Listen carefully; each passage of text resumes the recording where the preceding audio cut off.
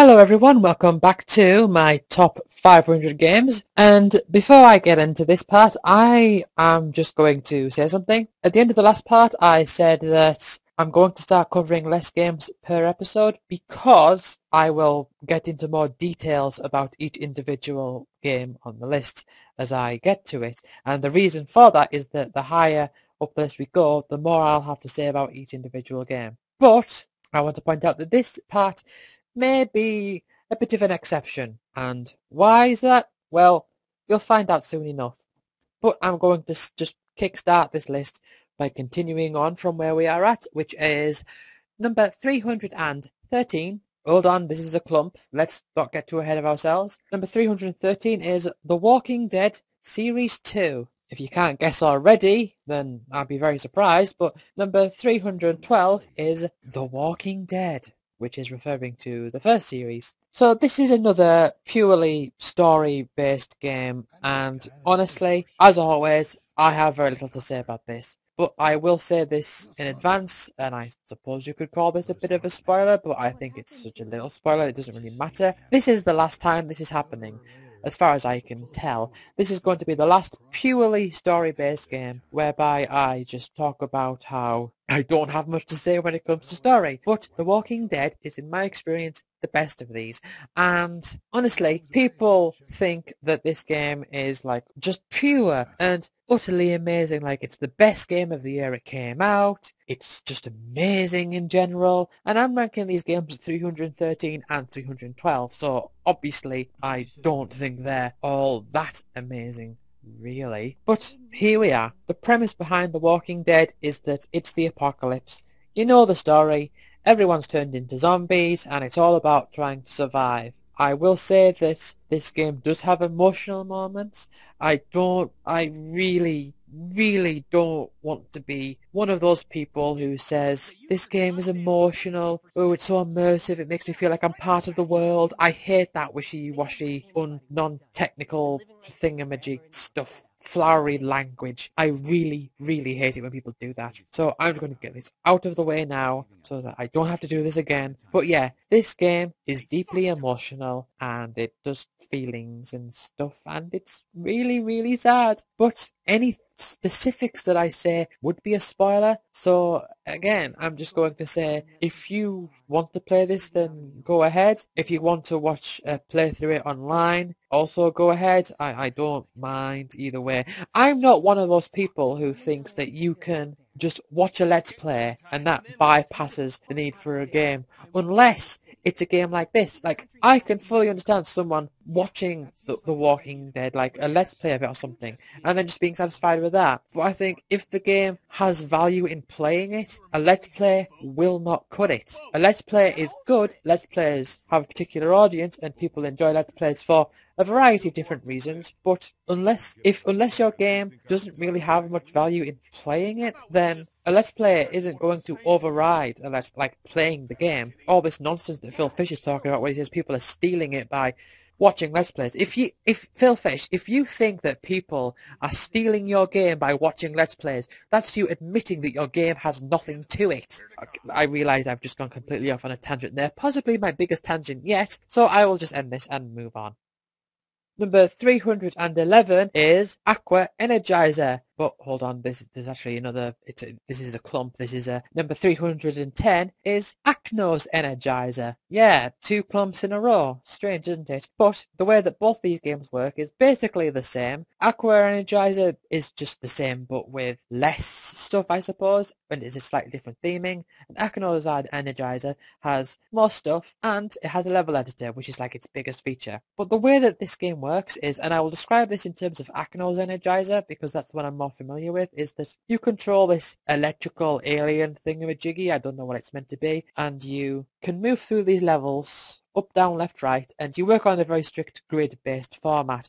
But there's also these green blocks that you can walk through or fly through or push through or whatever to get rid of them. And everything else works on gravity apart from enemies. So the idea is that you want to push all of these battery things into this battery thingy. I don't know what they are. But you want to push all of these things into this final zone thingamajiggy. And the way that you do that is by clearing things out of the way and moving them along. And you also have these rocks that you can use to squish enemies, but you can also use the rocks as platforms to get things across. And you also have exploding barrels you can use to blow up a particular type of soft wall, which really describes what this game is about. It's a puzzle game. You also have keys and stuff, and like I said, my favourite part of this is the fact that you have a level editor and you can play other people's levels. Some of them are obviously going to be terrible, but yeah, I did actually make a string of 10 levels and it was very interesting. I like being creative like that. I always find that when it comes to like creativity and stuff, with gamey creativity, I always find that it has to be like gameplay creativity where you make a level or you set up a challenge for someone to do, you know, something like that, like a level editor or a challenge editor, things like that. But when it comes to like customize your character by changing the thickness of their eyebrows, I do not care at all. I have no value in that. But I did have fun playing these games.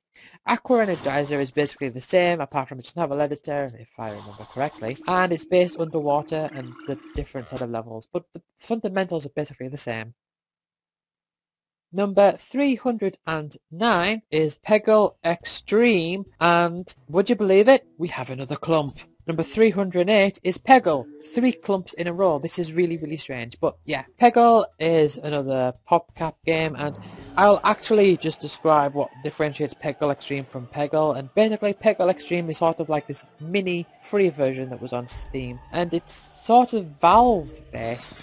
Like, you have Team Fortress 2 base levels and all that, and it's more about, it has a much more war setting to it, where, you know, you'll have like gunshot bullet holes and all that sort of stuff, but the game is fundamentally the same. But the way that Peggle works is that you have a level full of these different pegs, and each one of them is either one of a few colours. So the blue ones are just there to get in your way and give you points. The orange ones are the ones you need to complete the level. If you hit all of the orange ones in a level, you complete the level, or rather the level will end, and then once the ball lands into the final pot at the bottom, your score will be added up. The purple ones, which will constantly move around, like different blue pegs will constantly switch to different purple ones, they give you extra points. And the green ones, which are also randomly distributed, it's all random, all the colours are randomly distributed, but the green ones give you power-ups. And the power-up that you use is dependent on which character you have selected. So for example, the initial character that you have on the first of the levels is Bjorn the Unicorn. And I've only just noticed the pun there. Bjorn the Unicorn.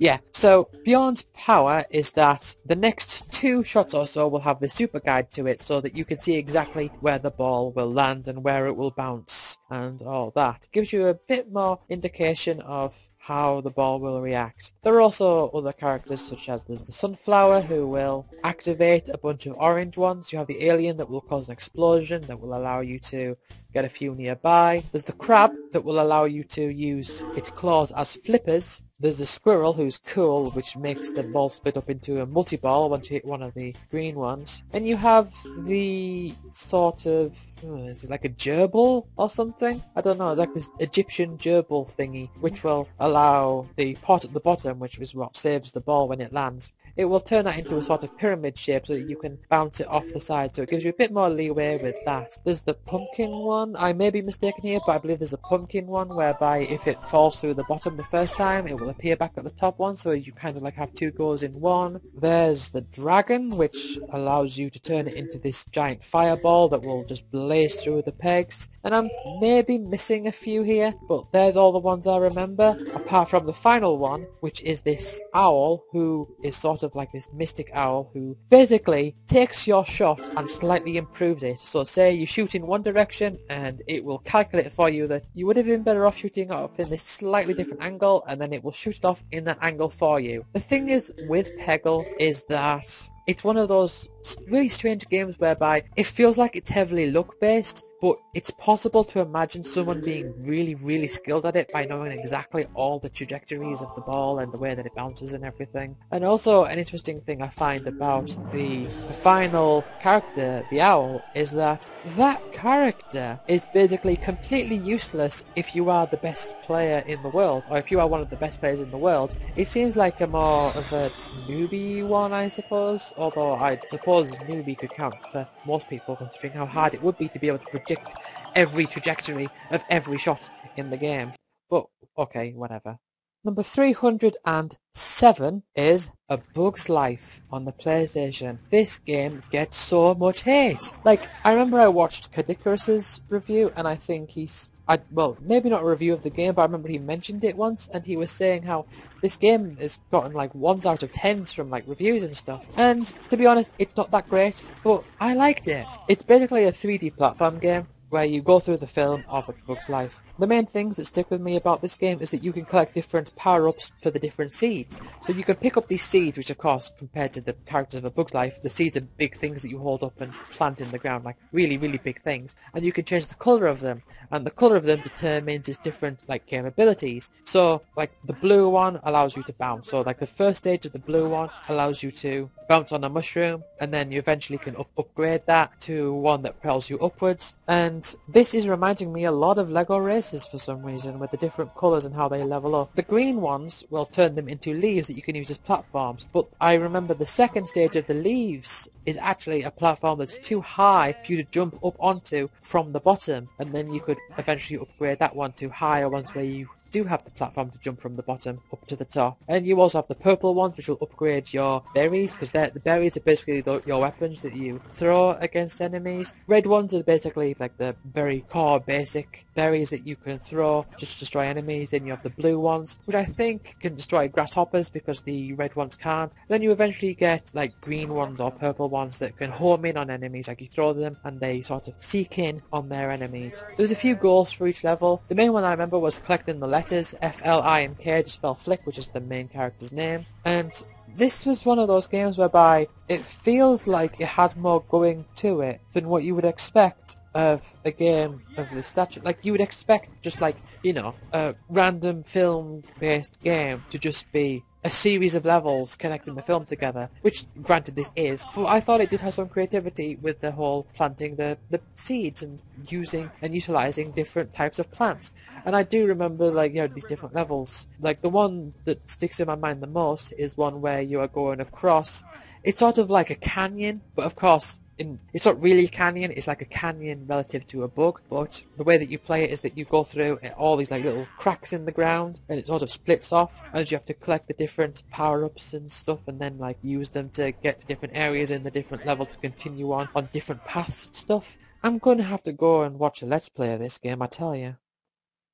Number 306 is Earth Defense Force 2017, and I realised that when this game came out, 2017 was in the future, and this is, relative to me recording this, it's still in the future, but not far in the future. Strange. It reminds me of when it passed the 31st of October, is it, or the 25th of, or whatever it was, that day in October that Marty McFly goes to in Back to the Future 2, and now we've passed that day. Yeah, but whatever. Earth Defense Force 2017. I sort of describe this game as kind of like a Dynasty Warriors Light type game, because the idea is you have these levels where there really isn't much to it, but you have these levels where you've got all these aliens flying in from everywhere, and your basic goal is just shoot all the aliens. You go around with whatever weapons you took in with you, and you just got to shoot all the aliens, and they all drop little power-ups. So you might get health, you might get armor upgrades, and I just remember how like picking up an armor upgrade increases your max health by 1, but you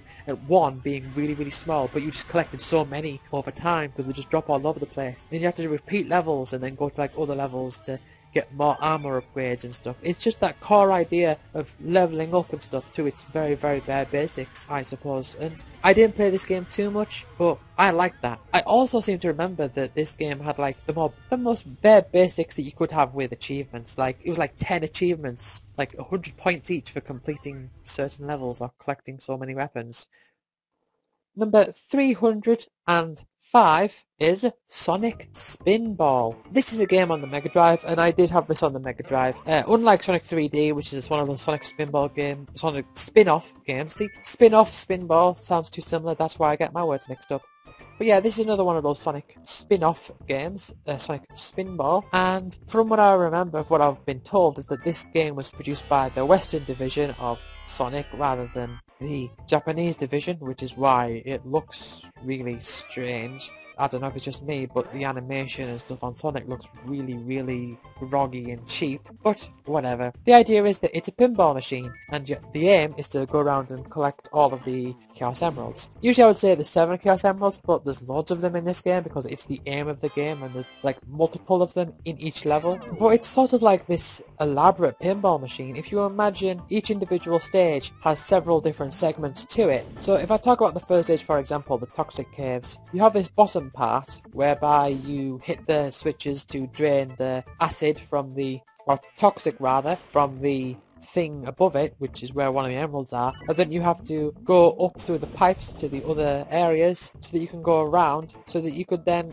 fall into the barrel that will allow you to paddle across, and then jump into it and then get the Chaos Emerald that way. And there are also parts where you had to move switches around so that when you landed on this go-kart, this minecart, big difference there, and you could slide along and you could go along to different paths to where the other emeralds were. And then once you did, you managed to get to the top of the level whereby you could fight the boss of the stage, which is basically Dr. Robotnik, but Dr. Robotnik has this new robot form and it makes this weird noise, and yeah, that's how each level went. But I think the main thing that sticks in most people's minds about this game, and the thing that sticks in my mind as well, is that this game is really hard. Unlike Sonic in general, which I consider to be really easy, this game is really hard. And there's only 4 levels, like 4 levels total, and you just have to do all 4 of these levels. I've since discovered that there's particular tricks that you can do in order to rack up points and get loads of lives, but I never knew this at the time that I played it. And you also have these bonus stages where you are literally Sonic playing at a pinball machine. You've got to like hit all the targets and stuff. But yeah, the difficulty of this game really spikes up. So you go through these different levels, and the 4th level I believe is called the Showdown, and the levels, from what I can remember, just get massive, and the error margin that you can make is tiny. Like, you'll have these massive pits and you can't fail. Like, you've just got to do it, and like, it's just really, really hard. And there's all these different mechanisms and different machines and different paths that you can go to get all these different emeralds, and then eventually you've got to just keep on going until you can complete the final boss and then complete the game. And my claim to fame about this game is that I have completed this game once. I completed this game once. Never before that had I completed it, and I've never completed it since. So yeah, that's that. I'm going to end this part here. So thank you all for listening and watching, and I will see you all in the next part. So goodbye.